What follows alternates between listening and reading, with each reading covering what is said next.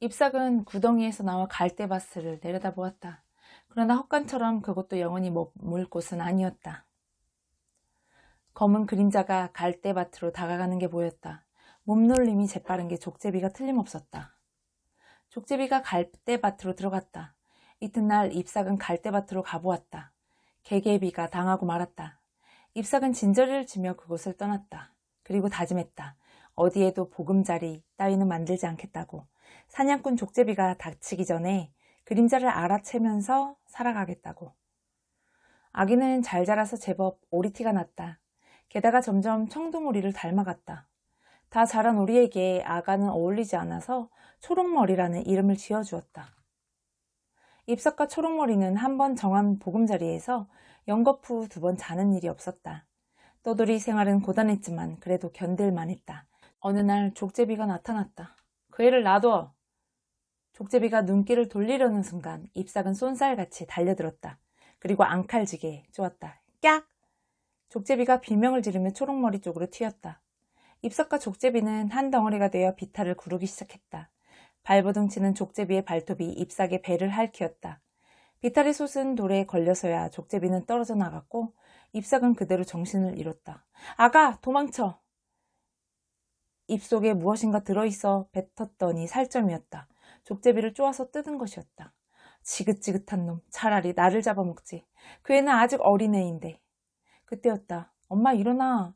머리 위로 바람이 일더니 초록머리 소리가 났다. 잎삭은 눈을 깜짝거렸다. 믿을 수가 없었다. 초록머리가 날갯짓하며 공중에 떠있는 게 아닌가? 세상에, 너 날개가 어떻게 된 거니? 정말 굉장하지. 도망쳐야겠다는 생각뿐이었는데 몸이 떠오르잖아. 내가 날 수 있어. 기적이야. 이건 3번째 기적이었다. 철망을 낳아서 아카시아 아래에 살았던 것이 첫 번째 기적이고 알을 품은 것이 2번째 기적이었다. 그것만으로도 충분히 놀랍고 행복한데 또 하나의 기적이 일어났다. 잎삭은 쓸쓸한 날이 많았다. 나는 재미에 푹 빠진 초록머리가 온종일 저수지에만 있어서 잎삭은 갈대숲을 거닐거나 비탈에 올라가서 초록머리가 헤엄치고 나는 모습을 바라보곤 했다. 초록머리가 잠자코 있다가 어렵게 입을 뗐다. 엄마, 나 오랫동안 생각해봤어요. 우리 마당으로 가는 게 어때요? 외톨이로 사는 게 싫어. 엄마, 나는 모르겠어. 이러다가 지보리들이 끝내 받아주지 않을까봐 겁나. 나도 무리에 끼고 싶어. 어쩌면 그때 양계장 부부의 말을 듣고도 못 들은 척한 것이 나았을지 모른다. 초록머리가 날개 끝을 잘릴 망정 집 오리로 살 수는 있었을 테니까. 아가, 나는 닭장에서 알만 낳아야 하는 암탉이었단다. 한 번도 내 알을 품어보지 못했어. 알을 품어서 병아리의 탄생을 보는 게 소원이었는데도 말이야. 알을 낳지 못하게 되자 닭장에서 끄집어내졌지. 그때 이미 죽을 목숨이었어. 하지만 너를 만났고 나는 비로소 엄마가 되었단다. 얘야, 우리는 마당에 돌아갈 이유가 없단다. 나는 마당에서 필요 없는 암탉이고 너는 마당 식구들보다 훨씬 뛰어나기 때문이야. 밤이 지나갔다. 하지만 우리는 마당으로 갔다. 오리 가죽이 나들이 나갈 때였다. 그런데 주인 여자가 초록머리를 확 붙잡는 게 아닌가? 꽥꽥! 초록머리가 기겁을 하고 퍼덕거렸다. 초록머리는 양계장 기둥에 묶이고 말았다. 그 말을 해줬어야 하는 건데 날개를 자르려고 해서 떠났다는 말을 진작할걸. 그랬으면 마당에 가지 않았을 텐데 어쩌면 좋아. 잎삭은 뾰족한 수가 없나 하고 마당 주변을 서성거렸다. 초록머리 곁으로 가서 등이라도 쓸어주고 싶었다. 그러다 잎삭은 어느 날 족제비를 만났는데 족제비가 기분 나쁘게 웃었다. 머지않아 피둥피둥 살이 찌겠지. 날 수 없을 만큼 그렇게 길들여지는 거라고. 흐흐흐. 잎삭은 그제야 주인 여자가 초록머리를 왜 묶었는지 알 수 있었다. 나그네야 날개를 다쳤으니 날아갈 염려가 없었던 것이다. 그리고 너 나를 애꾸로 만들었겠다. 눈 파먹은 대가를 톡톡히 치르게 해주지. 너희 둘에게 똑같이 머지않아. 잎삭은 깜짝 놀랐다. 그때 입안에 들어있던 살점이 바로 족제비 눈이었다니. 잎삭은 초조하게 왔다 갔다 하면서 주인 여자가 기둥에서 끈을 푸는 것을 보았다. 꽥꽥! 초록머리가 한쪽 발을 묶인 채로 버둥거리며 끌려갔다. 잎삭은 미친 듯이 달려갔다. 날개를 퍼덕이며 달려드는 암탉을 보고 주인 여자의 눈이 휘둥그레졌다. 잎삭은 싸움닭처럼 깃털을 곤두세우고 주인 여자를 쪼아대기 시작했다. 야! 이놈의 닭이 사람 잡네.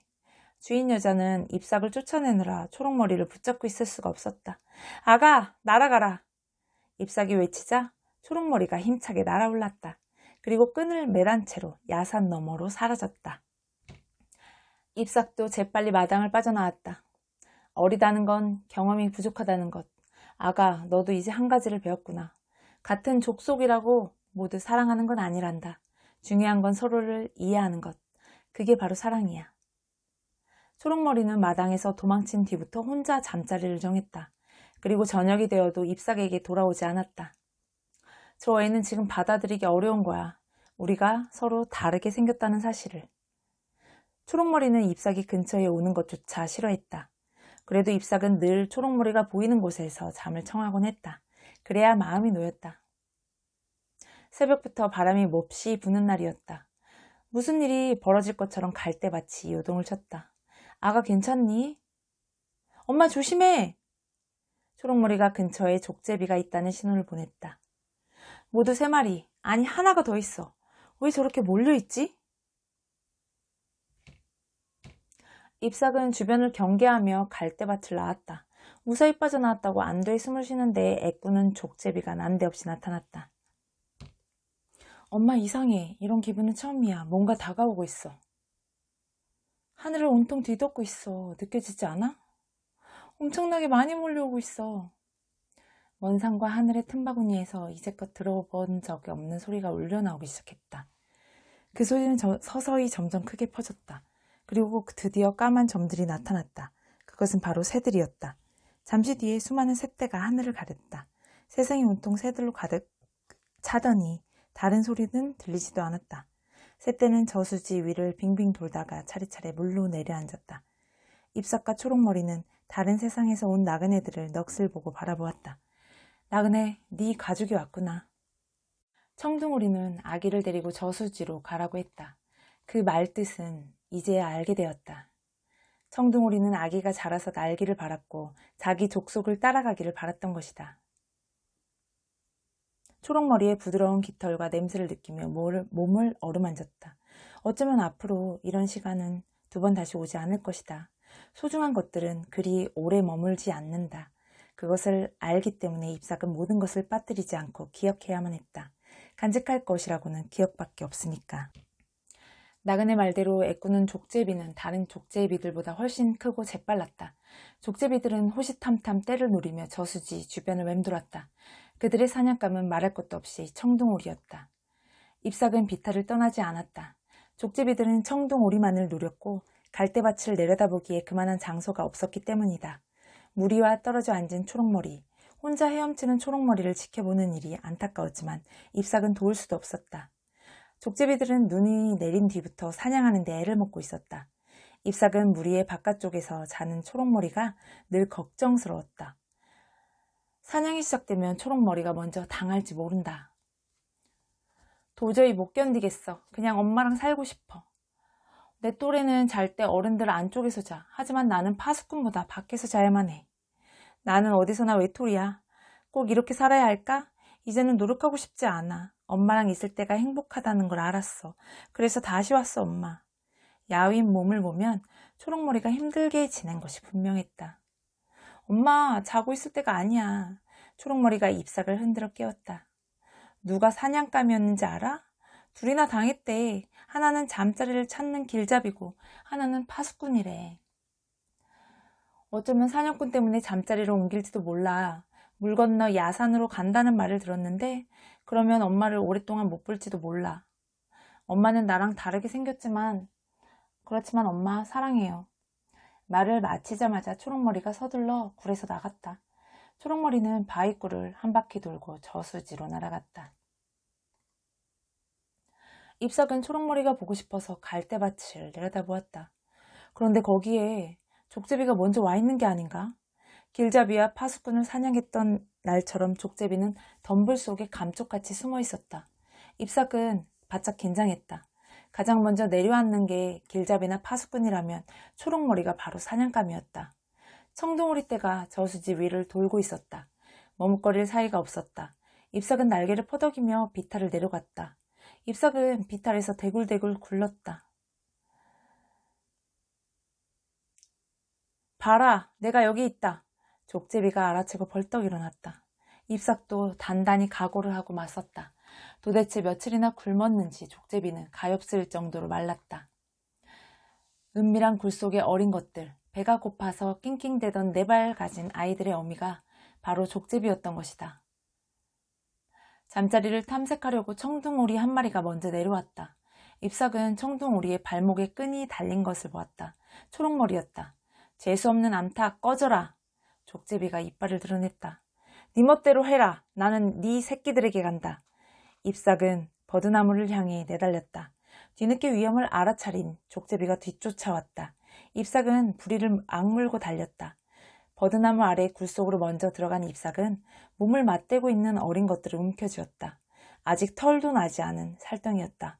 잎삭은 정말 그렇게 하고 싶지 않았다. 옳은 일이 아니었다. 하지만 지금은 다른 방법이 없었다. 족제비는 하나뿐인 눈으로 애원하듯 바라보았다. 제발 조심해. 아직 눈도 못 떴어. 너도 우리를 놔줘야 할 때가 많았어. 하지만 안 그랬잖아. 뽀얀오리도 나그네도 내와 내 아기까지 기회가 있을 때마다 어쩔 수 없었어. 배고팠을 때 하필 눈에 띄었을 뿐이야. 굶지 않으려고 그랬어. 우리는 지금도 배가 고파. 하필이면 눈에 띄었을 뿐이라고? 아니야. 넌 항상 우리를 못 잡아먹어서 안달이었어. 그러니까 나도 너의 소중한 새끼들을 해치겠어. 그래야 공평하지.